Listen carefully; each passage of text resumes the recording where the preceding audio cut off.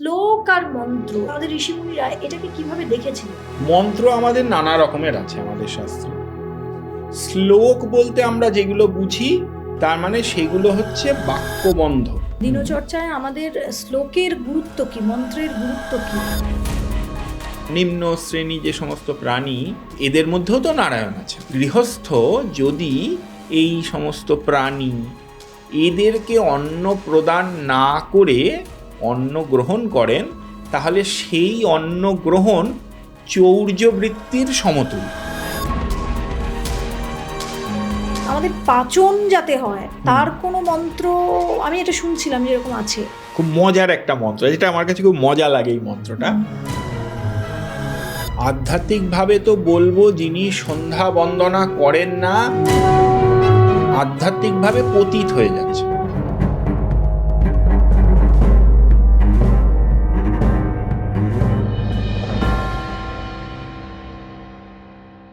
নমস্কার, mythology by রেনেসার পডকাস্টের আরও একটা এপিসোডে আপনাদের স্বাগত। আজকে একটা বিষয় আমরা ঠিক করেছি, যেটা আমরা মন্ত্র নিয়ে একটা এপিসোড করেছিলাম। এই পডকাস্টের এপিসোডটা ভীষণ রকম আপনাদের পছন্দ হয়েছিল, আপনাদের কাজে লেগেছিল। আপনারা আমাকে এবং আমার গেস্টকে আপনারা জানিয়েছিলেন অনেকেই যে এটা আপনাদের জীবনে কতটা প্রভাব ফেলেছে, জীবনে কতটা পরিবর্তন এনেছে। আর সেটার থেকেই আমরা অনুপ্রাণিত হয়েছি এবং নতুন একটা এপিসোড করার সাহস দেখিয়েছি। তো আসুন আজকের এই এপিসোডটা শুরু করি। আমাদের জীবনে শ্লোক এবং মন্ত্রের যে গুরুত্ব সেটা কতটা, এবং কোথায় কোন মন্ত্র কোন শ্লোক আমরা পাঠ করব, এবং তা আমাদের জীবনে কি কি পরিবর্তন আনবে, আদৌ কোনো পরিবর্তন আনবে কি, এবং কিভাবে করব, এটার আরো বিস্তারিত ডিটেইল একটা এপিসোড হচ্ছে আজকের এপিসোড। আর এই এপিসোডে বলার জন্য যাকে না আনলে বোধহয় এই এপিসোড করাই সম্ভব হতো না, তিনি অবশ্যই আমাদের অত্যন্ত প্রিয় স্বনামধন্য শ্রী ব্রহ্মানন্দজি। আপনাকে স্বাগত। কেমন আছেন? আমি ভালোই আছি, আপনারা সব ভালো আছেন? একদম শীতে জবুথবু হয়ে আছেন? আরামে আছি শীতে। হ্যাঁ, সত্যি কথা, ঘামটা কমেছে। হ্যাঁ। আমি প্রথম আপনার কাছে জানতে চাইবো যে আমরা একটা এপিসোড করেছিলাম মন্ত্রের ওপর, এবং সেই মন্ত্রের খুব বেশি দিক আমরা আলোচনা করিনি, কয়েকটা মন্ত্র নিয়ে আলোচনা করেছিলাম, এবং সেটায় মানুষ খুব উপকৃত হয়েছিল। আপনি প্রথম আমাকে বলুন যে শ্লোক আর মন্ত্র এগুলো আমাদের ধর্ম, আমাদের শাস্ত্র, আমাদের জীবন, আমাদের সায়েন্স, আমাদের বিজ্ঞান, সবটাই আমি প্রাচীন এনসিয়েন্ট বিষয়টা বলছি, সেই সময় থেকে বা আমাদের ঋষিমুনিরা এটাকে কিভাবে দেখেছিলেন? মন্ত্র আমাদের নানা রকমের আছে আমাদের শাস্ত্রে। শ্লোক বলতে আমরা যেগুলো বুঝি তার মানে সেগুলো হচ্ছে বাক্যবন্ধ। হ্যাঁ, এই শ্লোক আমরা মূলত স্তব স্তুতি এই সমস্ত ক্ষেত্রে এই শ্লোকগুলো পাই। যে সবার খুব পরিচিত আদ্যাস্তোত্র, এই যে শ্রীনুবৎস্য প্রবক্ষ্যামি আদ্যাস্তোত্র মহাফলম ইয়া বঠেত সতত, এই যে শুরু হলো, এবার শ্লোকের পর শ্লোক চলছে। স্তব স্তুতিগুলো এরকম। আবার তান্ত্রিক মন্ত্র, সেখানে কিন্তু কোনো শ্লোকের প্রশ্ন নেই, সেখানে বীজ মন্ত্র, কিছু কোডেড ল্যাঙ্গুয়েজ, সেই বীজ মন্ত্রগুলো দিয়ে একটা হয়তো 5টা অক্ষর বা 10টা অক্ষর দিয়ে একটা মন্ত্র তৈরি হয়েছে, যার খুব একটা বাচিক অর্থ কম, তাত্ত্বিক অর্থটাই মূল। আবার দেখুন বেদ মন্ত্র, এই যে শান্য দেবীরভিষ্ঠায়া আপো ভব, এই যে বেদ মন্ত্র, গায়ত্রী মন্ত্র বেদ মন্ত্র, ত্রম্বকম যজামহে বেদ মন্ত্র। হ্যাঁ, বেদ মন্ত্রগুলোও কিন্তু শ্লোকাকার, কিন্তু বেদ মন্ত্রের বিশেষত্ব হচ্ছে কি, যে এক একটি শ্লোকই এক একটি মন্ত্র, গোটা স্তবের মতো না, এক একটি শ্লোক এক একটি কমপ্লিট মন্ত্র। তো এই রকম নানা রকমের মন্ত্র এবং শ্লোক আমাদের শাস্ত্রে বর্ণিত আছে, সেগুলো প্রয়োজনীয়তা মতো ব্যবহার করতে হয়, যে কোনটা কোথায় ব্যবহার্য, কোন কর্মে কোনটা ব্যবহার হবে। বৈদিক কর্মে কি ব্যবহার হবে, তান্ত্রিক কর্মে কি ব্যবহার হবে, পৌরাণিক কর্মে কি ব্যবহার হবে, কোনটা কোথায় ব্যবহার্য, এই বিষয়ে যারা জ্ঞাত তারাই মূলত পণ্ডিত, পুরোহিত, তান্ত্রিক যাদেরকে আমরা বলি, যারা এই বিষয়ে পারদর্শী, তো তারা এই জিনিসগুলো উপযুক্ত ট্রেনিং আছে, তারা সেই মতো অ্যাপ্লাই করবেন প্রয়োজনীয়তা বুঝে। এটাই আমাদের ব্যবস্থা। আমাদের দিনচর্চায় মানে দিনচর্চায় আমাদের শ্লোকের গুরুত্ব কি, মন্ত্রের গুরুত্ব কি? মানে আমরা একটা এপিসোড করেছিলাম যে ঈশ্বরকে কানেক্ট করার কোড হচ্ছে মন্ত্র। তো এই যে মন্ত্র বা শ্লোক, এগুলোর এই প্রত্যেকটার ভাইব্রেশন কি কসমিক এনার্জির সঙ্গে আমাদেরকে কানেক্ট করে, বা আমাদের যে চাওয়া পাওয়ার বিষয়গুলো এর মাধ্যমে আমরা পেতে পারি? চাওয়া পাওয়া যাকে আমরা বলছি, সেগুলো এর দ্বারা সম্ভব। তার মানে আমি প্রার্থনার দ্বারা কোনো কিছুকে ফলীভূত করতে পারি। আবার বীজ মন্ত্রগুলো মূলত ঊর্জা বা শক্তির স্রোত। বীজ শব্দটা বুঝতে হবে। বীজ আমরা কাকে বলি? সিড। যার মধ্যে একটা ছোট্ট একটা বট গাছের বীজ, তার মধ্যে একটা বটবৃক্ষের মতো মহীরুহ লুকিয়ে আছে। উপযুক্ত নারিশমেন্ট যদি পায়, পরিচর্যা পায়, তাহলে এই ছোট্ট বীজ, এই দানাটা থেকে একটা বটবৃক্ষ তৈরি হতে পারে। বীজ মন্ত্রগুলো ঠিক এই রকম। দেখতে একটা অক্ষর হয়তো শুধু, কিন্তু তার মধ্যে অসীম অনন্ত শক্তি এবং ঊর্জা লুকিয়ে আছে। যিনি সাধক, তিনি সাধনার দ্বারা ওটার পরিচর্যা করেন, তাহলে সেটা বটবৃক্ষের রূপ ধারণ করতে পারে। এই মন্ত্রগুলো নিয়ে যদি আমরা আলোচনা করি, ইনডেপথে আলোচনা করব আজকে, তো একটা মানুষের জীবনে মন্ত্রের যে গুরুত্ব বা শ্লোকের যে গুরুত্ব, সেটা মানে সে কিভাবে শুরু করবে কোনো কিছু পাওয়ার জন্য? না, আমাদের এই যে দিনচর্যাতেই কিন্তু শ্লোক ব্যাপারটা খুব গুরুত্বপূর্ণ। যে বলছে যে একজন ব্যক্তি ভোরবেলা ঘুম থেকে উঠলেন, দিনটা শুরু হলো, ঘুম থেকে উঠলেন, ঘুম থেকে উঠে তার প্রথম কাজ কি? প্রথম কাজ হচ্ছে গুরু স্মরণ করা, তারপরে তার ইষ্টকে স্মরণ করা।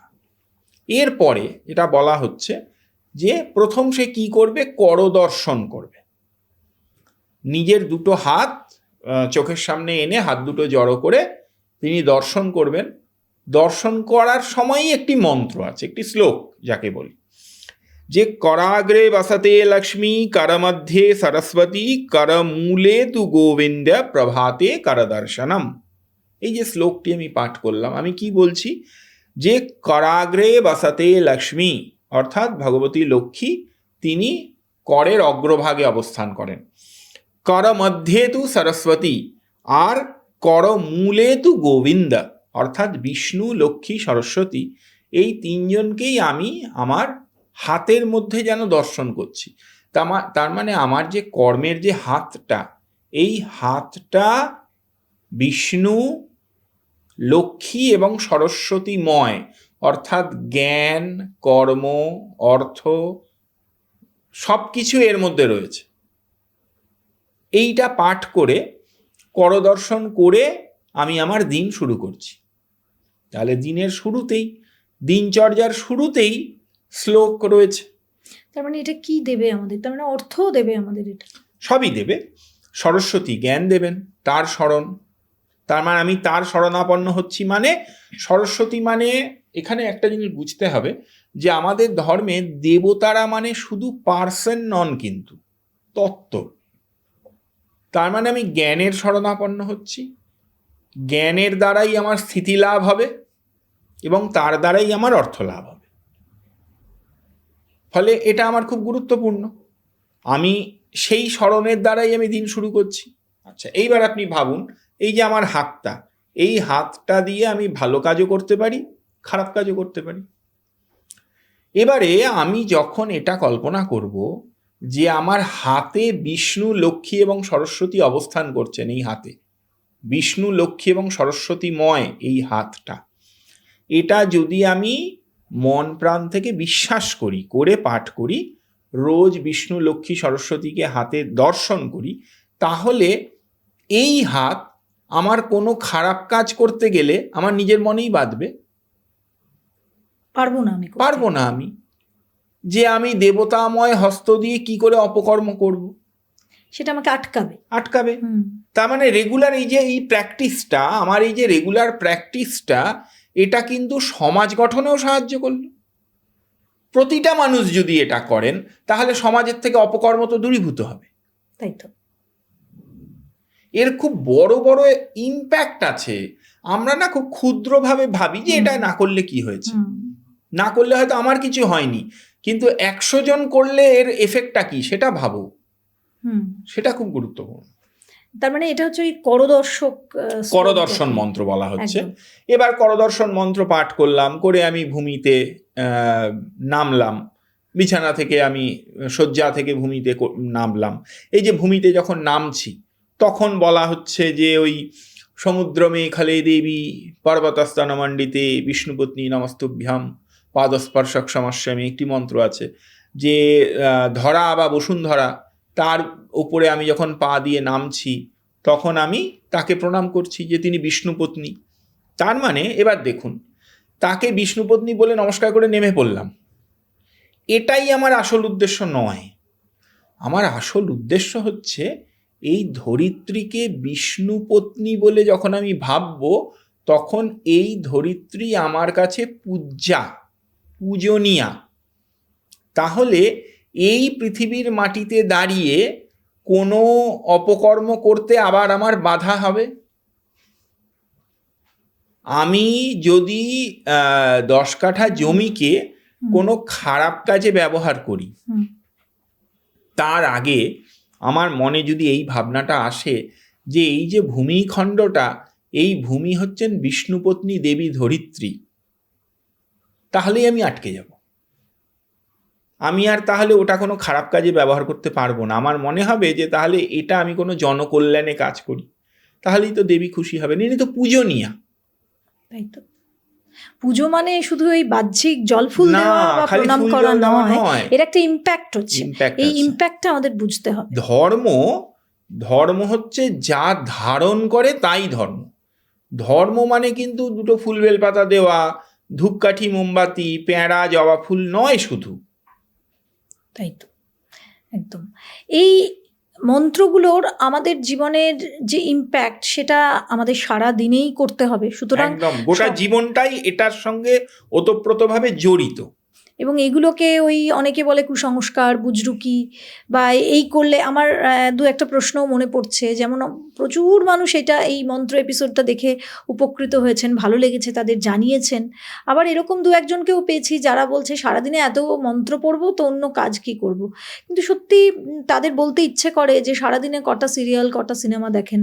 হ্যাঁ, বাঙালি মেয়েরা, ইভেন ছেলেরাও, শুধু মেয়েরা কেন বলবো, সারাদিনে যে ধরনের কি ইম্প্যাক্ট, আনইম্প্যাক্টফুল যদি আমরা বলি, যার কোনো ইম্প্যাক্টই নেই জীবনে, এই একজনের 10টা বিয়ে 5টাই এই যে করে যে সিরিয়াল সিনেমা দেখছেন, তার থেকে আমার মনে হয় এই যে আমাদের ধর্মের যে সংবিধান, যা আমাদেরকে শিখিয়েছে একটা উন্নত স্তরে, মানে জীবন থেকে, জন্ম থেকে মৃত্যু অবধি কিভাবে আমরা যাপন করব, জীবনের মানটাই উন্নত হবে। জীবনের মান উন্নত হওয়ার অর্থ শুধু একজন ভালো থাকা একদম নয়। তাই তো, সবাই যখন ভালো থাকবে তবেই আমরা সবাই ভালো থাকব।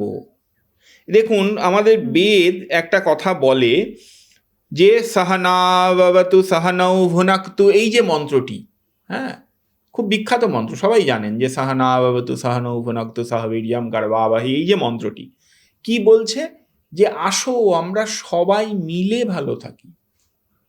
ইউনিটির কথা বলছে। হ্যাঁ, কোনো একজন ভালো থাকবো কেন? এবং দেখুন আরো কত বড় কথা আমাদের শাস্ত্রে বলা হয়েছে, বলছে যে কিরম ভাবে ভ্রাতৃত্ববোধ, বলছে মাতা মে পার্বতী দেবী, পিতা দেব মহেশ্বর, বান্ধবা শিব ভক্তাশ্চ, স্বদেশ ভুবনত্রয়ম। আপনি প্রথম শব্দগুলোতে কেনা মাতা মে পার্বতী দেবী, পিতা দেব মহেশ্বর, এখানে শুধু শিব পার্বতী মূর্তি ভেবে লাভ নেই, তত্ত্ব, পুরুষ তত্ত্ব, গোটা জগতের পুরুষ তত্ত্বই আমার পিতা স্বরূপ, প্রকৃতি তত্ত্বই আমার মাতা স্বরূপ, এবং যারা এই পরম পুরুষের অনুগত তারা সবাই আমার ভাতৃস্বরূপ। স্বদেশ ভুবনত্রয়ম, গোটা জগতই আমার নিজের দেশ, এ কথা ভাবলে একজন আরেকটা দেশকে আক্রমণ করতে পারবে না, কারণ ওটাও তো আমারই দেশ, তাহলে আমি কার ক্ষতি করছি?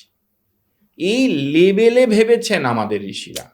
সত্যি সেখানে আমরা সেই জায়গাটাকে আমরা ওটাকে মানে আসলে ব্যাপারটা কি হয়েছে, আমরা না ওই পরিমাণে ভাবার ক্ষমতা হারিয়ে ফেলেছি, দিয়ে আমরা নিজেদেরকে আধুনিক প্রমাণ করছি। এ তো গেল আমাদের সকালের মন্ত্র, কিন্তু এর পরে আমাদের কি করণীয়, মানে এর পরের কোনো মন্ত্র থাকে? থাকে থাকে গোটা জীবন মানে জীবনচর্যাটাই এর মধ্যে আছে। দেখুন, এবার আমরা তো এখন জীবনযাত্রা আমাদের একটু বদলে গেছে, কিন্তু শাস্ত্রীয় জীবনচর্চায় এর পরের কাজ হচ্ছে প্রথমেই স্নান করেই সব কর্ম শুরু করব। তাতে স্নান করে প্রথমে দেবতার উপাসনা করব, তারপরে কর্ম শুরু করব, মানে পবিত্রতার মধ্যে দিয়েই দিনটা শুরু হবে। তো এই যে স্নান করার সময় একটি কথা বলা হয় যে স্নান করার জল যেটা আমি নিলাম, এই জলে তীর্থ আবাহন করবে। কিরম ভাবে? খুব পরিচিত, সবাই জানেন, গঙ্গে চ যমুনে চৈব গোদাবরী সরস্বতী নর্মদে সিন্ধু কাবেরী জলস্মিন সন্নিধিং। এতে সপ্ত নদীর জলকে আমি একত্রিত কল্পনা করছি। জলটা কিন্তু আমি কলের জলটাই ভরেছি, কিন্তু আমি তাতে সপ্ত নদীকে মানসিকভাবে আবাহন করছি। কোথার থেকে কোথায়? দেখুন, কোথায় সিন্ধু কাশ্মীরে আর কোথায় কাবেরী সাউথে। তার মানে এখানে একটা জাতীয় ঐক্যের ভাবনা আছে। যে ওই যে একটি বিষ্ণু পুরাণে একটি শ্লোক আছে যে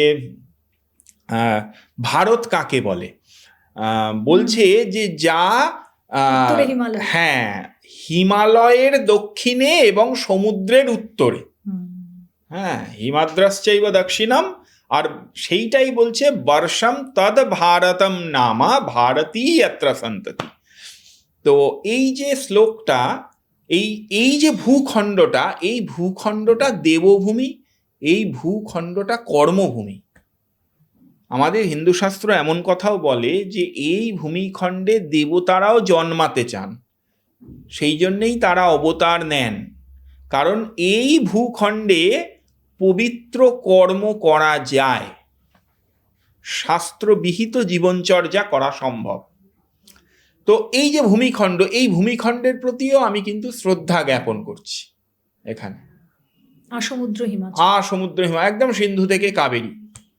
এরপরে স্নান যখন করছি, স্নানের একদম বৈদিক মন্ত্র আছে যে আপো হিষ্ঠাময়ো ভুবস্থানা ঊর্জে দধাতনা, এইরকম মন্ত্র আছে।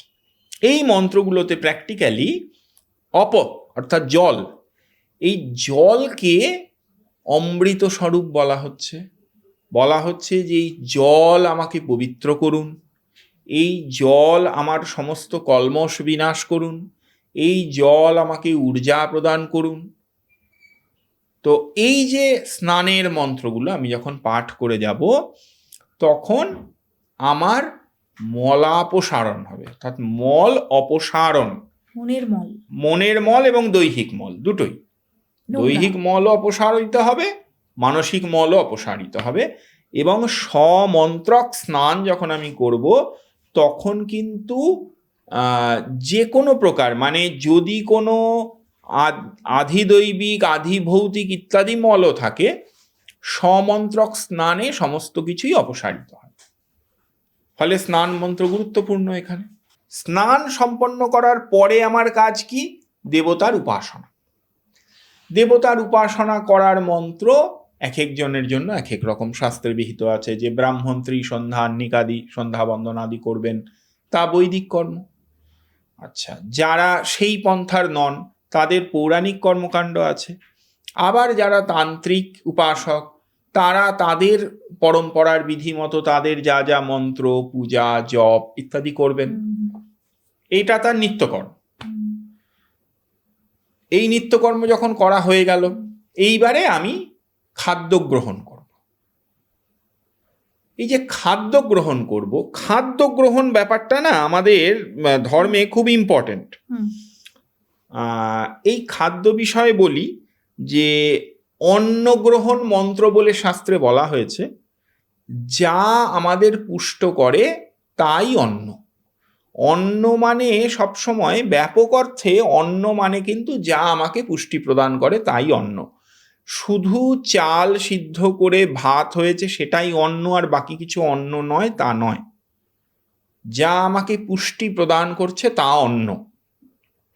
এবার এই অন্ন গ্রহণ করার খুব সুন্দর মন্ত্র আছে। এখানেও বৈদিক মন্ত্রে ওই কথাটা বলা হয়েছে যে ওই সাহানা বাবতু সাহানৌ ভুনাক্তু সহ বীর্যম করবাবহি, যে আমরা সবাই মিলে ভালো থাকবো, আসো আমরা সবাই মিলে খাদ্য গ্রহণ করি, সবাই মিলে আমরা পুষ্ট হই। তার মানে এখানেও একটা সার্বিক ভাবনা আছে। এর সঙ্গে আরেকটা জিনিস বলি, অন্ন গ্রহণের পূর্বে আমাদের ওই যে পঞ্চগ্রাস বা গণ্ডূষ দেওয়ার ব্যবস্থা আছে, বর্তমানে সেটা এরম হয়েছে যে এই টুকুটুকু একটু একটু একটু একটু একটু দেওয়া হয়। কিন্তু যদি পঞ্চগ্রাস আমরা দিই, মানে আমি 1 গ্রাসে যতটা অন্ন তুলি সেই পরিমাণ পঞ্চগ্রাস পরিমাণ অন্ন আমি যদি প্রদান করি, তাহলে আলটিমেটলি এই পঞ্চগ্রাস যখন আমি ভূমিতে বা জলে নিক্ষেপ করব, এটা কিন্তু আণুবীক্ষণিক জীব এবং অন্য অনেক ছোটখাটো জীবেরও খাদ্য প্রদান করে।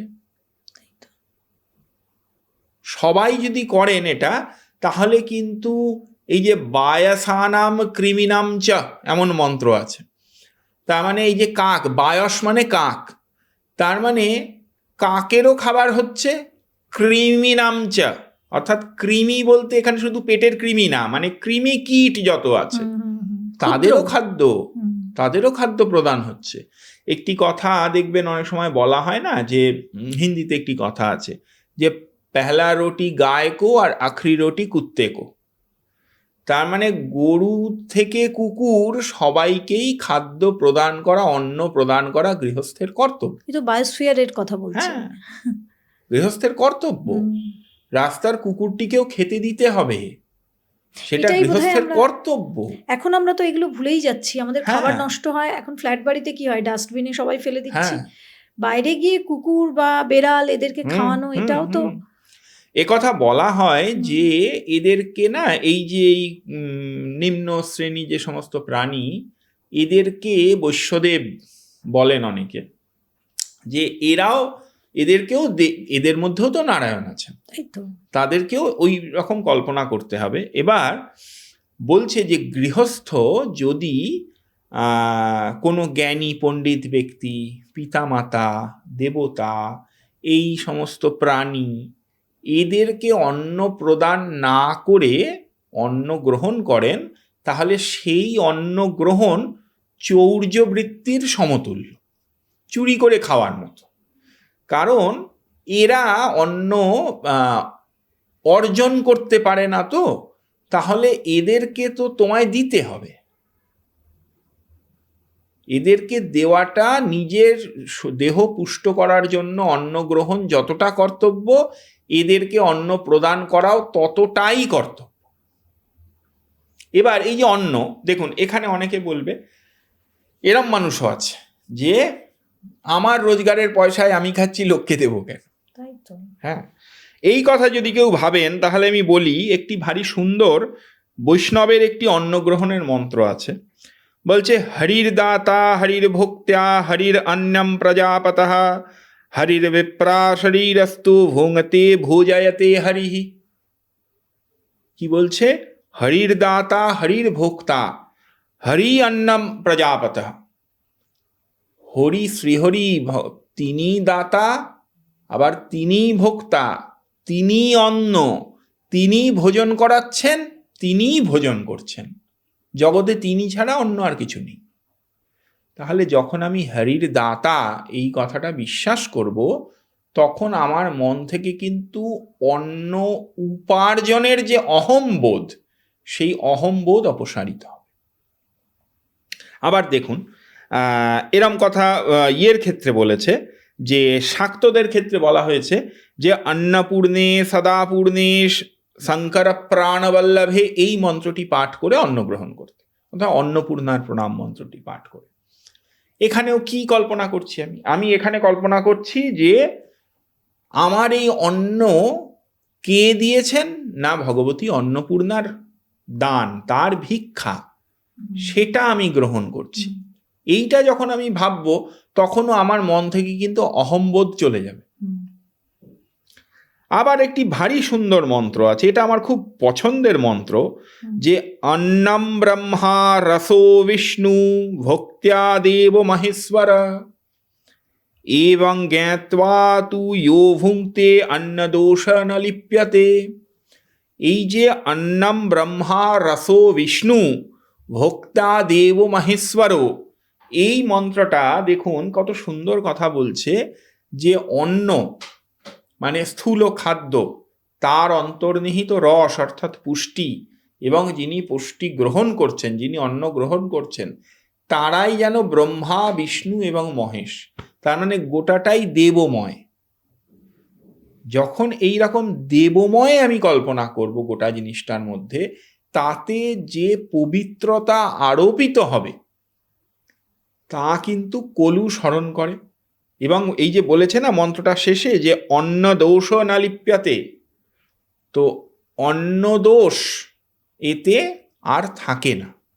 কারণ আমি যে অন্ন আহরণ করেছি তাতেও বেশ কিছু হয়তো তার স্টেপসের মধ্যে বেশ কিছু পাপ হয়তো হয়েছে, এতে যে অন্ন দোষ সেটাও কেটে যায়, সেটাও কেটে যায়, কারণ গোটাটাই আমি পরমেশ্বরে অর্পণ করছি। মানে আমি নিজে পারি বলে, আমি উত্তম বা আমি শক্তিমান বলে আমি অন্যদের বঞ্চিত করতে পারি না, আমাকে সবাইকে নিয়েই চলতে হবে, এটা আমাদের শাস্ত্র শেখাচ্ছে। এইভাবে যে দেশ চলবে না, সেই দেশে কেউ অসুখী থাকবে না। তাই তো। আর এইভাবে যদি গোটা বিশ্ব চলে, তাহলে এই হানাহানি, মারামারি, কেড়ে নেওয়া এসব থাকে না। আপনি এই পৃথিবীটার দিকে তাকিয়ে দেখুন, এই পৃথিবীতে কিছু দেশে অন্নের প্রাচুর্য মানে এত প্রাচুর্য তারা ফেলে ছড়িয়ে নষ্ট করেন, আর কিছু দেশে মানুষের দুবেলা অন্ন জোটে না। দুবেলা অন্ন জোটে না তো বাড়িয়ে বলছি, সপ্তাহে 7 দিনও অন্ন জোটে না। চোখের সামনেই তো আছে সেই সব দেশগুলো। দেশ কেন, এখানেও রয়েছে। হ্যাঁ, এখানেও আছে। কিছু মানুষ এতই খায়, এতই খাওয়া দাওয়ার তাদের প্রাচুর্য, আর কিছু মানুষের একবেলা ভাতও জোটে না। একদম। এই যে আমরা খাবার নিয়ে কথা বলছিলাম, খাবারের যে মন্ত্র, তার সঙ্গে সঙ্গে আমাদের পাচন যাতে হয় তার কোনো মন্ত্র আমি এটা শুনছিলাম যেরকম আছে। খুব মজার একটা মন্ত্র, যেটা আমার কাছে খুব মজা লাগে। এই মন্ত্রটা বলছে যে খাদ্য গ্রহণের পরে কয়েকজনকে স্মরণ করতে হয়, তাহলে পাচন ক্রিয়া ভালোভাবে হয়। তার একটা ভারী সুন্দর মন্ত্র আছে, বলছে পেটে খাবার পরে নিজের পেটে হাত দিয়ে এই মন্ত্রটা পাঠ করতে হবে, যে আগস্ত্যম কুম্ভকর্ণম চ শনিম চ বরবানলম আহার পরিপাকায় ভীমম পঞ্চমম চ স্মরেদ। অর্থাৎ অগস্ত্য, কুম্ভকর্ণ, শনিদেব, বরবানল অগ্নি এবং ভীম, এই 5 জনকে স্মরণ করলে পরিপাক ক্রিয়া ভালোভাবে হয়। এটা ভারী মজার একটি মন্ত্র। হ্যাঁ, কুম্ভকর্ণ দেখুন, এইবারে মজা দেখুন, অগস্ত্য ঋষি তাকে স্মরণ করতে বলেছে। কেন না, অগস্ত্যের একটা ভারী সুন্দর 2টো কাহিনী আছে। এই অগস্ত্যের মন্ত্রেও আছে, আতাপি ভক্ষিত ইয়েন বাতাপি চ নিপাতিত সমুদ্র শোষিত ইয়েন সো অগস্ত্য মে প্রসীদতু। অগস্ত্য কেমন ঋষি জানেন? অগস্ত্য বাতাপি আর আতাপি 2 রাক্ষস ভাইকে খেয়ে ফেলেছিলেন গোটা। তার ভারী সুন্দর গল্প আছে, সে যাকে সে আরেকদিন বলবো। এবং অগস্ত্য সমগ্র সমুদ্রকে শোষণ করে নিয়েছিলেন। তার মানে স্থূল আহারের ক্ষেত্রেও অগস্ত্য ক্ষমতা আছে। তিনি 2 ভাইকে খেয়ে ফেলেছিলেন গোটা, আর গোটা সমুদ্র পানীয় হিসেবে খেয়ে ফেলেছিলেন। তো সেই জন্য অগস্ত্যকে স্মরণ করতে বলছে। আচ্ছা, ভীমকে কেন স্মরণ করতে বলছে কাউকে আর বলে বোঝাতে হবে না। আচ্ছা, কুম্ভকর্ণ যাকে ভগবান রামচন্দ্র বধ করলেন, তাকে তো অসুর বলে আমরা জানি, কিন্তু তার স্মরণ আছে এখানে। আচ্ছা, এখানেও একটি কথা, মজার কথা বলি। কুম্ভকর্ণ আমাদের রামায়ণের দৃষ্টিতেই বলি, রামায়ণের দৃষ্টিতে কুম্ভকর্ণ একদমই খারাপ লোক নন। কুম্ভকর্ণ গোটাটা বুঝেছিলেন যে রাবণ অন্যায় করছেন। রামচন্দ্র ভগবান, লক্ষ্মণ শেষাবতার এবং মাতা জানকী সাক্ষাৎ লক্ষ্মী, তাদের স্পর্শ করা, তাদের সঙ্গে যুদ্ধের চেষ্টা করাও পাপ, এটা বুঝেও কুম্ভকর্ণ যুদ্ধ করেছিলেন। তার কারণ এই জন্মভূমিতে আমি জন্মেছি এবং আমি রাজার বশীভূত প্রজা হিসেবে, তাহলে এটা আমার কর্তব্য। এই কর্তব্যের জেরে কুম্ভকর্ণ যুদ্ধ করেছিলেন। হ্যাঁ, কুম্ভকর্ণ কিন্তু পাপ করার জন্য যুদ্ধ করেন, জন্মভূমির জন্য প্রাণ দিয়েছেন। এবার সেই কুম্ভকর্ণ স্মরণীয় কেন, ওটার জন্য না, কিন্তু ওটা তার মহানতা, এটা মানতেই হবে। কিন্তু কুম্ভকর্ণ স্মরণীয় তার খাবার জন্যই, খাবার ক্ষমতার জন্যে। মানে এরকম তো বরদান ছিল যে ভুল করে বর চেয়েছিলেন যে ঘুমিয়ে থাকবো ব্রহ্মার কাছে, তো ঘুমিয়ে যখন কুম্ভকর্ণ উঠতেন তখন যে পরিমাণ খেতেন তা কোনো সাধারণ মানুষ বোধহয় 2-3 মাসেও খায় না। তো সেই জন্য কুম্ভকর্ণকে স্মরণ করতে বলা হয়েছে তার পাচন ক্ষমতার জন্য। মানে ওই খেয়েও তিনি হজম করতে পারতেন, আজকের দিনে সেটা হজম শক্তির জন্য। বড়বানল, বড়বানল কি? বড়বানল হচ্ছে একটি অগ্নি যা সমুদ্রে জাত। এই বড়বানল অগ্নি, যেহেতু অগ্নি, আমরা পাচন ক্রিয়ার জন্যেও মণিপুর চক্রজাত অগ্নিকে ধ্যান করি। হ্যাঁ, আমরা এটা ভেবে নিই যে পাচন ক্রিয়া অগ্নির দ্বারাই সম্পন্ন হচ্ছে। তো এই বড়বানলকে সেই জন্য স্মরণ করতে বলা হয়েছে। বলছে এইদেরকে স্মরণ করলে পাচন প্রক্রিয়া সুন্দর হয়। এর সঙ্গে আমি একটা কথা বলি, যখন আমি খাদ্য গ্রহণ করব তখন আমার যেমন কর্তব্য যে আমার ইষ্ট দেবতা আমায় খাদ্য প্রদান করছেন, সেই জন্যে আমি খেতে পাচ্ছি। খাবার সময় আমি ভাবব যে আমার নাভিস্থিত মণিপুর চক্রে যে অগ্নিদেব সর্বদা জ্বলছেন, আমি খাবার মাধ্যমে সেই অগ্নিতে আমার ওই ইষ্ট দেবতার উদ্দেশ্যেই আহুতি প্রদান করছি। তাহলে আমার খাওয়াটাও হোমে পরিণত হবে। এই ভাবনাটা ভেবে খেতে হবে। তবে হজম খালি না, হজম তো হবে, ঠিক আছে। কারণ যদি জঠরাগ্নি সঠিকভাবে জ্বলে, আয়ুর্বেদ শাস্ত্র তাই বলে যে তাহলে খাবারের পাচনে কোনো সমস্যা থাকবে না, সেই সঙ্গে আধ্যাত্মিক উন্নতি হবে। আমি যদি আমার খাবারটাকে হোম মনে করি, রোজ রোজ খাই, তাহলে আপনি ভাবুন আমার মানসিক স্তরটা কোথায় চলে যাচ্ছে। আমাদের ধর্মে, আমাদের দৈনন্দিন জীবনে ছোটবেলা থেকে যেটা দেখে আসছি, যার চল এখন অনেক ক্ষেত্রেই উঠে যাচ্ছে, সন্ধ্যের সময় শাঁখ বাজানো, সন্ধ্যের সময় সন্ধ্যা আরতি করা এবং সন্ধ্যা আহ্নিক করা বলে একটা জিনিস ছিল, সেটা কি অ্যাকচুয়ালি, এবং এটা কতটা উপকারী করা উচিত মানুষের? আধ্যাত্মিকভাবে তো বলবো, যিনি সন্ধ্যা বন্দনা করেন না তিনি আধ্যাত্মিকভাবে পতিত হয়ে যাচ্ছেন। ফলে সন্ধ্যা বন্দনা ইজ ভেরি ইম্পর্ট্যান্ট। যিনি ব্রাহ্মণ শরীর অথবা যার মানে যদি কোনো পরম্পরা এরম থাকে যে কোনো ক্ষত্রিয় বা বৈশ্য কুলেও উপনয়ন বর্তমান আছে এখনো, পশ্চিম ভারতে অনেক জায়গায় আছে, এদের প্রত্যেকেরই, অর্থাৎ দ্বিজাতি যারা, তাদের প্রত্যেকেরই সন্ধ্যা করা উচিত। অর্থাৎ গায়ত্রী সন্ধ্যা, সন্ধ্যা বন্দনা এটি করতেই হবে। 3 বারের গায়ত্রী সন্ধ্যা বন্দনা করতেই হবে। যদি 3 বারে বসে নাও পারেন তাহলে অন্তত 2 বারে বসেও 3 বারের কর্মটি করতে হবে, কিন্তু গায়ত্রী সন্ধ্যা বন্দনা করতেই হবে, এর কোনো ছাড় নেই। এছাড়া যারা দীক্ষিত ব্যক্তিরও কিন্তু সন্ধ্যা আছে, তাকেও তার সেটা জানা উচিত, শেখা উচিত এবং সন্ধ্যা করা উচিত। হলো। এইবারের কথা হচ্ছে যে এই যে সন্ধ্যাবেলায় আমাদের বঙ্গদেশেই একটি চল ছিল, সেটা হচ্ছে তুলসী তলায় প্রদীপ দেওয়া এবং শঙ্খ বাজানো। তো এই যে ধূপ দ্বীপ সারা বাড়িতে দেখিয়ে তারপরে সেটা তুলসী গাছের গোড়ায় এনে রাখা এবং শাঁখ বাজানো, এটা কিন্তু অদ্ভুত একটা পজিটিভ ভাইব্রেশন সন্ধ্যেবেলা তৈরি করে। আপনি ভেবে দেখুন, সন্ধ্যাকালকে আমাদের এরকম পুরাণে বর্ণনা আছে যে সন্ধ্যাকালে রুদ্রগণ যারা উগ্র মূর্তি, এই রুদ্রগণ সন্ধ্যাকালে পৃথিবী পরিভ্রমণ করতে বের হয়।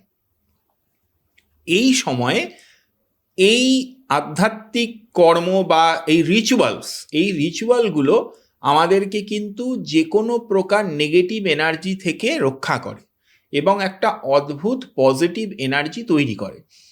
আপনি এটা ভাবুন যে একটা পাড়ায় ধরুন 20টা ঘর আছে, 20টা ঘর থেকে সন্ধেবেলা শাঁখের আওয়াজ আসছে, 20টা ঘরেই প্রদীপ দেওয়া হয়েছে, সুগন্ধি ধূপের সুন্দর গন্ধ আসছে, খুব সম্ভব হলে যদি একদম ন্যাচারাল ধূপগুলো ব্যবহার করা যায় তার সুন্দর গন্ধ আসছে, প্রতিটা মানুষেরই সেখানে কিন্তু একটা গুড ফিলিং হবেই।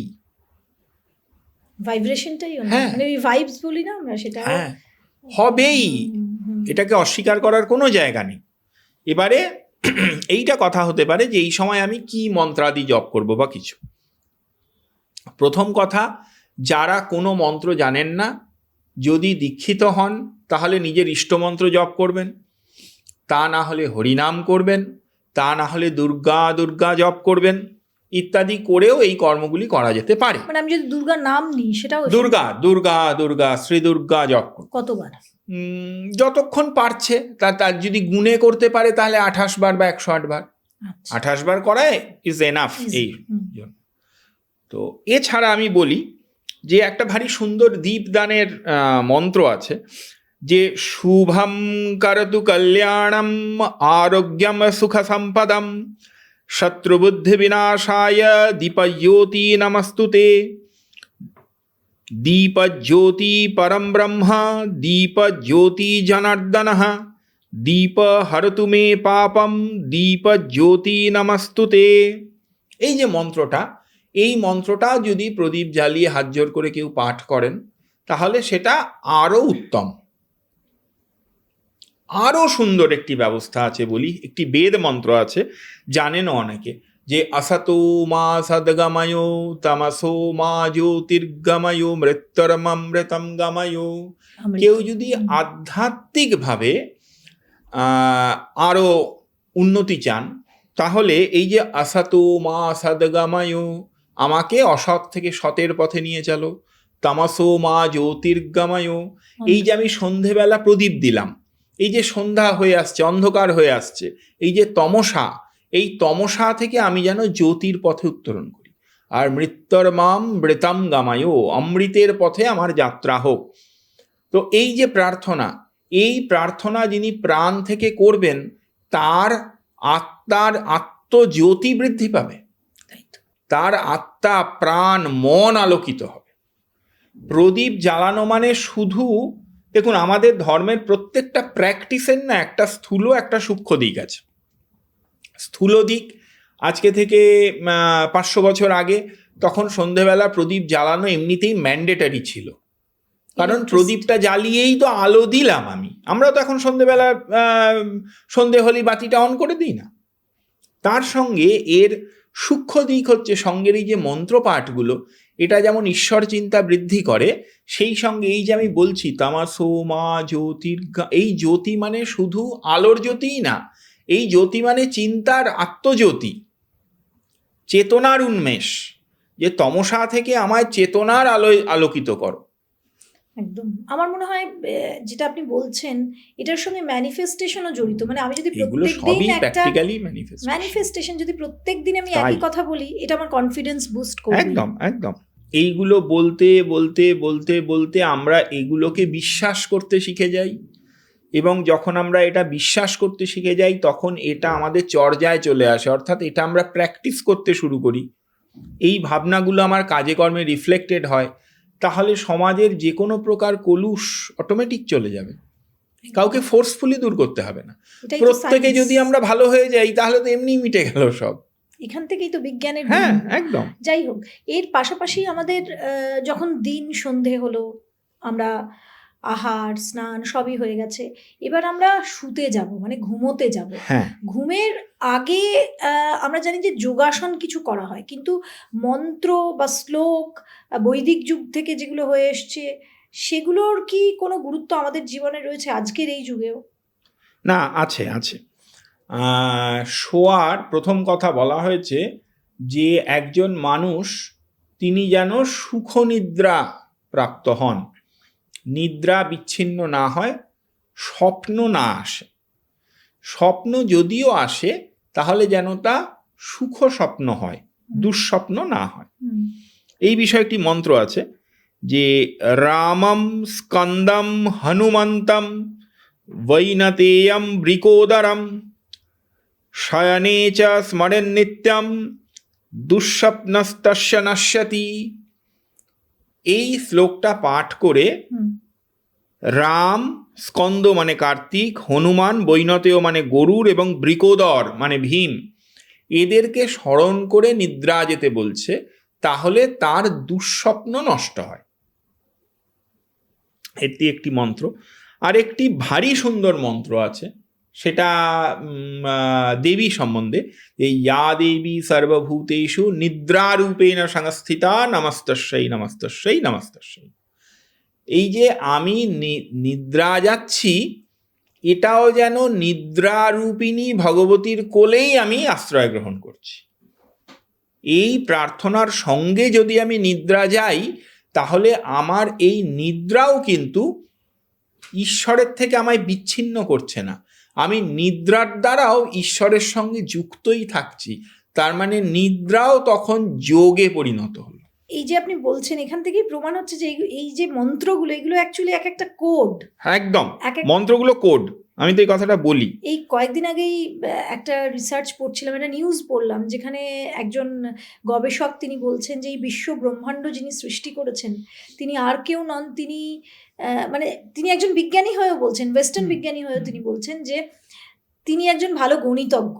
এটা কখনো কাকতালীয় বা এটা কখনো ভুল করে হয়ে গেছে তা না। এত হিসেব মিলিয়ে কে করে? অটোমেটিক কি করে সব হিসেব এরকম একেবারে খাপে খাপে মিলে যায়? তাই তো, তাহলে নিশ্চয়ই একটি চালিকা শক্তি রয়েছে। নিশ্চয়ই। এরপরে আমি আপনাকে কয়েকটা প্রশ্ন করব, সেটা হচ্ছে যে আমরা সবাই তো ভালো থাকতে চাই, ভালো থাকতে গেলে এই মেটেরিয়ালিস্টিক লাইফেও আমাদের থাকতে হয়। সেখানে বুদ্ধি, সিদ্ধি এবং ধনদাত্রী, এই শ্রীদাত্রী, আমাদের জ্ঞান প্রয়োজন, অর্থের প্রয়োজন, কর্মে বিভিন্ন কাজকর্মে বাধা বিপত্তি যেন নাশ হয় তার প্রয়োজন ইত্যাদি, এগুলো আমাদের একদম মানে কি বলবো নিত্য প্রয়োজনীয় জিনিস। তো এই যে কোনো বলা হয়েছে যে কোনো কর্ম শুরুর সময়, অথবা আমি সকালবেলা আমি কর্মক্ষেত্রে গিয়ে একটি কাজ শুরু করছি, কাজটিতে নানা রকম বিঘ্ন আসতে পারে, তাহলে কাজটি সাকসেসফুল হবে না। তাহলে যে কোনো এই যে কর্মের বিঘ্ন বিনাশ করার জন্য আমরা গণপতিকে স্মরণ করি। তাহলে যদি আমরা গণপতির এই যে নাম শ্লোকটি, যে সুমুখশ্চৈকদন্তশ্চ কপিলো গজকর্ণক লম্বোদরশ্চ বিকটো বিঘ্ননাশো গণাধিপ ধূম্রকেতুর্গণাধ্যক্ষো ভালচন্দ্রো গজানন দ্বাদশৈতানি নামানি য় পঠেদ শৃণুয়াদপি विद्यारंभे विवाहे च प्रवेशे निर्गमे तथा संग्रामे संकटे चैव विघ्नस्तस्य न जायते। এটা গণেশ পুরাণের উপাসনা খণ্ডে এই শ্লোকটা আছে।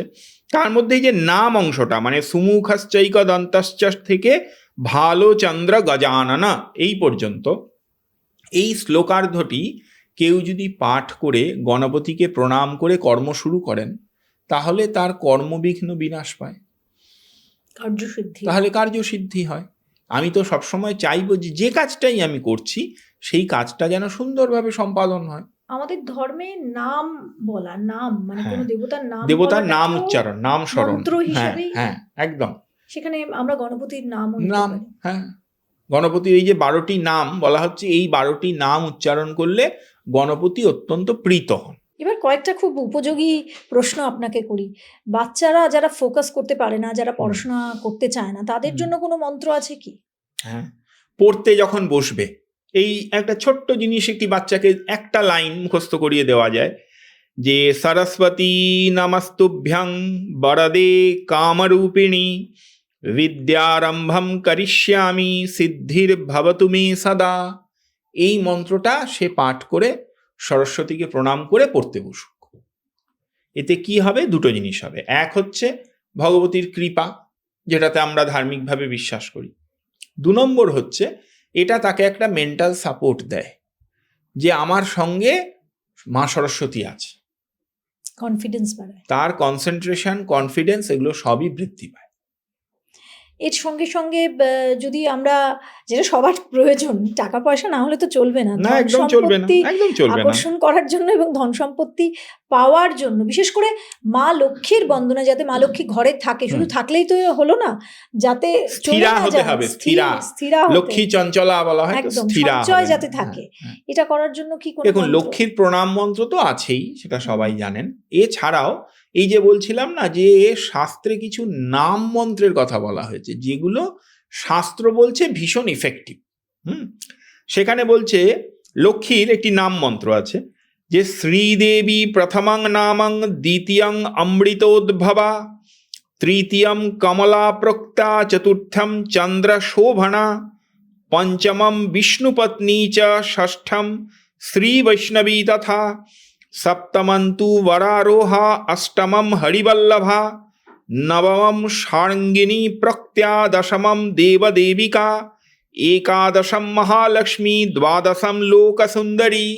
এই যে 12টা নাম, এখানে লক্ষ্মীরও 12টা নাম বলা হলো, যে শ্রীদেবী, অমৃতোদ্ভবা, কমলা, চন্দ্রশোভনা, বিষ্ণুপত্নী, বৈষ্ণবী, বরারোহা, হরিবল্লভা, সার্ঙ্গিনী, দেবদেবিকা, মহালক্ষ্মী এবং লোকসুন্দরী। এই 12টি নাম স্মরণ করলেও লক্ষ্মী স্থিরা হন। শুধু হাত জোর করে স্মরণ করতে হবে, কোনো উপাচার লাগবে না, এতে লক্ষ্মী স্থিরা হন। গ্রহের প্রতিকার হিসাবে মানুষের জীবনে গ্রহ পীড়া ভীষণভাবে থাকে, কোনো মন্ত্র যেটা মানুষ করতে পারে, যেটা সাধারণ মানুষ করলে তার উপকার পাবে? দেখুন, প্রত্যেকের জীবনে বিভিন্ন রকমের গ্রহ পীড়া আছেই। দেহ ধারণ করেছি যখন, কোষ্ঠী অনুযায়ী আমার অত্যন্ত ভালো চার্ট হলেও 1টি বা 2টি গ্রহ থাকবে যে আমাকে পীড়া দেবে, হবেই এটা। ভগবান রামচন্দ্রকেও বনবাস, পত্নী বিয়োগ এসব ভোগ করতে হয়েছে। তো এর জন্যে জ্যোতিষ শাস্ত্র অনুযায়ী যেমন যেমন বিধান আছেন, সেটা অভিজ্ঞ জ্যোতিষী দেবেন, তিনি করবেন। এর সঙ্গে তার নিত্য কিছু স্মরণীয় জিনিস থাকে। বলা হচ্ছে যে প্রভাতে ব্রহ্মা মুরারি ত্রিপুরান্তকারী, ভানু শশী ভূমি সুত বুধশ্চ, গুরুশ্চ শুক্র শনিরাহ কেতবঃ, কুর্বন্তু সর্বে মম সুপ্রভাতম। অর্থাৎ ব্রহ্মা, বিষ্ণু, মহেশ্বর এবং আদিত্যাদি নবগ্রহ, এনারা সবাই মিলে আমার আজকের দিনটি শুভ করুন। এই প্রার্থনাটুকু করে তাদেরকে সকালবেলা প্রণাম করুন। তাহলেও রোজ এটা করে গেলে তাতেও কিন্তু গ্রহরা তৃপ্ত হন, যে অন্তত এ তো আমাদেরকে স্মরণ এবং মনন করছে। একদমই। এবার কয়েকটা র্যাপিড ফায়ার প্রশ্ন। র্যাপিড ফায়ার মানে এটা দর্শকদেরই, তবু আমি একটু আপনাকে যদি জিজ্ঞেস করি যে গায়ত্রী মন্ত্র, এটা কি সবাই জপ করতে পারে? শাস্ত্রীয়ভাবে বলতে গেলে আমাকে কথা বলতেই হয় যে গায়ত্রী মন্ত্রের উপদেশ যাকে তার গুরুদেব করেছেন, তিনি গায়ত্রী মন্ত্র জপ করবেন। উপনয়ন যখন হয়েছে তখন সাবিত্রী গুরু তাকে উপদেশ করেছেন, তিনি করবেন, এটাই হচ্ছে বিধান। বিয়ের ক্ষেত্রে গায়ত্রী মন্ত্র জপ করা হয়, এটা তো পুরোহিত করবেন। আর যার বিবাহ হচ্ছে তিনি যদি গায়ত্রী মন্ত্রে উপদিষ্ট হন, তিনি করবেন। জায়গা মতো তো মন্ত্রের প্রয়োগ আছে, মানে এটা ঠিক ওই মাইকে বাজানোর মতো নয় আর কি। ভুল মন্ত্র উচ্চারণে কি হয়? অনেক সময় বলা হয় যে মন্ত্র উচ্চারণ করতে গিয়ে ভুল হয়ে যায়, বেশিরভাগই না জেনে, সংস্কৃত যেহেতু আমরা ভুল করে ফেলি, বুঝি না, আটকে যায়, এগুলোতে কি আমাদের কাজে বাধা হতে পারে? হতে পারে। কেন হতে পারে না, আমরা বারবার বলছি যে মন্ত্র একটা কোডে যদি ভুল হয় তাহলে যেমন কোনো ইকুয়েশন বদলে যেতে পারে, গোলমাল হতে পারে, কোনো রিয়াকশান নষ্ট হয়ে যেতে পারে। ধরুন একদম পরপর কোডে সাজানো কোনো একটা বৈজ্ঞানিক প্রক্রিয়া, তাতে আপনি যদি ভুল করেন, কোডে যদি কিছু ভুল হয়, জিনিসটা নষ্ট হয়ে যাবে। ঠিক সেই রকমভাবে মন্ত্রেও ভুল হলে তার ফল নষ্ট হয়। মন্ত্রে এমন ভয়ঙ্কর ভুলও হতে পারে যাতে মন্ত্র বিকৃত হয়, সেটা হলে কিন্তু ভুল ফলও হতে পারে। তো সেই জন্যে মন্ত্র একটু ভালো করে পড়ে নিয়ে করা উচিত। যে কোনো মন্ত্র উচ্চারণের সময় শুদ্ধতা, পবিত্রতা, স্নান করা, এটা কি জরুরি? স্নান সর্বদাই জরুরি। ডাক্তাররাও বলবেন, আমিও বলবো, সবাই বলবেন যে শীত, গ্রীষ্ম, বর্ষা স্নান করা আবশ্যিকভাবে জরুরি। তবে যদি কোনো এরম হন যে শিশু, অথবা মন্ত্রের ক্ষেত্রে শিশু আসছেন না, কিন্তু কোনো ব্যক্তি যিনি অসুস্থ, তো এই রকম যদি হয়, তখন কিন্তু মন্ত্র স্নানের ব্যবস্থা আছে। অর্থাৎ ওই যে আপোহিষ্ঠাময় ভবস্থা, এই যে অপস সুক্তম, এটি পাঠ করে মানসিকভাবে ওই গঙ্গা, গোদাবরী, কাবেরী, সিন্ধু ইত্যাদি নদীদের জলে আমি স্নান করলাম, এই রকম মানসিকভাবে কল্পনা করে মানসিক স্নান করা যেতে পারে। আরেকটা প্রশ্ন, মহামৃত্যুঞ্জয় মন্ত্র, এটা কি সবাই পাঠ করতে পারে, বিশেষ করে মেয়েরা? আমি তো বলবো মহামৃত্যুঞ্জয় মন্ত্রের প্রথমে বলি দু প্রকার হয় মৃত্যুঞ্জয় মন্ত্র। একটি হয় তান্ত্রিক মন্ত্র আর একটি হয় বৈদিক মন্ত্র। সবাই ত্রম্বকম যজামহে যেটি জানেন সেটি বৈদিক মন্ত্র। এবারে বৈদিক মন্ত্র, আমাকে এটা বলতেই হবে যে আচার্যরা বলেন বৈদিক মন্ত্র তিনি জপ করবেন যার বেদে অধিকার আছে, বেদাধিকার আছে, এই রকম ব্যক্তি বেদ মন্ত্র জপ করবেন নিজে, আর তা না হলে বেদ মন্ত্র কাউকে দিয়ে জপ করাবেন, নিজে করবেন না, এমন কথাই আচার্যরা বেশিরভাগ বলেন। তবে আমি যেহেতু কোনো ভার্ডিক্ট দিচ্ছি না, সেই জন্যে বলি যে এমন বক্তব্য কিছু মানুষজনের আছে যে বেদ যেহেতু গোটা জীব জগতের জন্য, গোটা মানব সমাজের জন্য বেদ অবতীর্ণ হয়েছেন, বেদ প্রকাশিত হয়েছেন, তাহলে বেদ মন্ত্র কেন সবাই জপ করবেন না? তো এই বিষয়ে প্র্যাকটিক্যালি আমি বলবো যে কেউ তার গুরু পরম্পরা বা তার বংশ পরম্পরা অনুযায়ী নিয়ম মেনেই এটা করা উচিত। এই মন্ত্র বা শ্লোক এগুলোর থেকে আমরা কি উপকার পাবো, কোন কোন ক্ষেত্রে কি কি শ্লোক আমরা বলবো, এবং এই শ্লোক আমাদের জীবনে কতটা গুরুত্ব, ঈশ্বরকে পাওয়ার জন্য, নিজেদের উন্নতির জন্য, উত্তরণের জন্য এই শ্লোক কিন্তু আমাদের জীবনে এবং মন্ত্র আমাদের জীবনে অপরিহার্য। এগুলো আপনাদের কেমন লাগছে? আপনারা এগুলো করার ফলে আপনাদের জীবনে কোনো বদল আসছে কি না, এবং আগামী দিনে আর কি কি দেখতে চান এই সংক্রান্ত, সেটা অবশ্যই কমেন্ট সেকশনে লিখে জানান। আজকের এই পডকাস্টটা এখানেই শেষ করছি। আর যেটা প্রত্যেক দিন বলি যে লাইক করতে ভুলবেন না, সবাইকে ছড়িয়ে দিন, দিকে দিকে ছড়িয়ে দিন, কারণ আমাদের ধর্ম অন্য কাউকে না খাটো করেই এতটাই উন্নত ধর্ম, এতটাই এর চিন্তা ভাবনা, ফিলসফি, এর বৈজ্ঞানিক পন্থা এতটাই উন্নত যে এটাকে সত্যিই জনে জনে ছড়িয়ে দেওয়া উচিত। আমরা অনেক বছর অনেকের শাসনে থাকার ফলে আমাদের ধর্মাচরণ, আমাদের মন্ত্র, আমাদের তন্ত্র সব কিছু ভুলে যেতে বসেছি, কারণ অভ্যেস নষ্ট হয়ে গেলে তো আমরা ভুলে যাই। আমাদের ভুলিয়ে দেওয়ার যে প্রচেষ্টা চলে স্বাধীনতার পরও তা চলেছে, কিন্তু এবার সময় হয়েছে জাগার। তাই আসুন আমরা সবাই মিলে জাগি। জাগা মানে একসাথে আবার আমাদের এই ধর্মের স্তুতি করি, আমাদের এই ধর্মের যে সুন্দর দিকগুলো, ভালো দিকগুলো, যেগুলো জনহিতার্থে, সেগুলোকে আবার আমরা তুলে ধরি আমাদের সম্প্রদায়ের কাছে, আমাদের সংস্কৃতির মনস্ক যে মানুষরা রয়েছে তাদের কাছে। এপিসোডটা এখানেই শেষ করছি। তবে একটা কথা বলবো যে আপনারা ভীষণভাবে আমাদের পাশে আছেন। মাইথোলজি বাই রেনেসা 100K বা 1 লক্ষ সাবস্ক্রাইবার পূর্ণ করে এগিয়ে চলেছে আপনাদের ভালোবাসায়। কিন্তু যদি আপনারা বিশেষ করে বেশ কিছু, অনেকেই প্রশ্ন করেন, তো সেগুলো সবসময় করা সম্ভব হয় না। কেন সম্ভব হয় না যারা বোঝেন তারা নিশ্চয়ই বুঝবেন, কারণ এই কাজটা একটা বিশাল কাজ, কিন্তু সেই কাজটাকেও করার সৎ সাহস আমরা নিতে পারছি আপনাদের জন্য। তো এই প্রত্যেকটি কমেন্টের না হোক, মোটামুটি যারা আমাদের সঙ্গে বিশেষভাবে জুড়বেন তাদের কমেন্টের উত্তর দেওয়া বা তাদের প্রশ্ন, বিশেষ করে যদি কোনো এপিসোডের দাবি থাকে বা আমাদের বিশেষ কোনো এপিসোড যেটা আপনাদের জন্য এক্সক্লুসিভলি, সেটা আমরা আনতে চাইবো, কিন্তু তার জন্য আপনাদের সাপোর্ট দরকার। তাহলে আপনাদেরকে মেম্বারশিপ নিতে হবে, আর এই মেম্বারশিপ নিলেই বিশেষ যে জিনিসগুলো আপনারা চান সেগুলো পেতে পারেন। সেটার জন্য আপনাদের ভালোবাসা আরও বেশি করে দরকার। যাই হোক, আজকের এপিসোডটা এখানেই শেষ করছি। নতুনভাবে মাইথোলজি বাই রেনেসা সবটা মিলিয়েই থাকবে, মানে আপনারা যেমনভাবে পাচ্ছেন তেমনভাবেও পাবেন, তবে বাড়তি একটা অংশ জোড়া হচ্ছে। সেটা যারা করতে চান, আসতে পারেন, যারা চান না তারা যেমনভাবে এখন পাচ্ছেন আমাদেরকে তেমনভাবেই পাবেন।